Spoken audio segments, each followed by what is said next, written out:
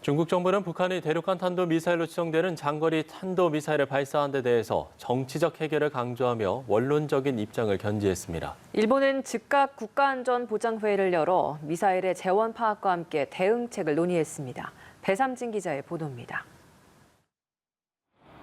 일본 정부는 북한의 장거리 탄도미사일 발사 이후 관방장관 주재로 국가안전보장회의를 개최해 대책을 논의했다고 교도통신이 보도했습니다.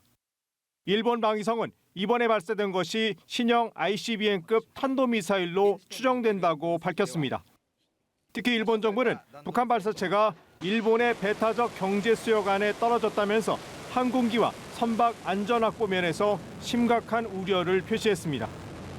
이번 북한의 장거리 탄도미사일 발사와 관련해 미국이 유엔 안보리 회의 개최를 요구할 것으로 예상되는 가운데 중국과 러시아가 어떤 입장을 취할지 관심이 쏠립니다.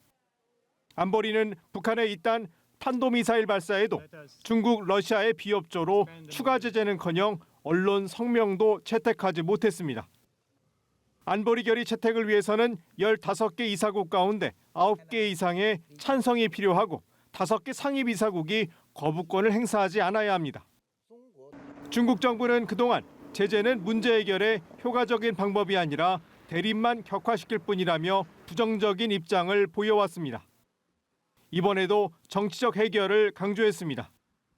왕원빈 중국 외교부 대변인은 관련된 각 측이 한반도 평화와 안전 국면에 착안해 대화와 협상의 정확한 방향을 견지하고 한반도 문제 정치적 해결 과정을 추진하기 위해 공동으로 힘쓰기를 바란다고 강조했습니다. 앞서 일본 언론은 류샤오밍 중국 한반도 사무특별대표가 이달 중 러시아를 방문한 후 미국과 한국 등을 차례로 방문할 가능성이 있다고 보도했습니다. 대북 제재와 관련해 러시아와 발을 맞춘 후 이를 각국에 촉구하려는 생각으로 보인다고 신문은 전했습니다. 현재 안보리 의장국인 러시아 역시 우크라이나 침공 사태로 미국과 맞서고 있어 제재에 협조할 가능성이 적어 보입니다. 연합뉴스 TV 배삼진입니다.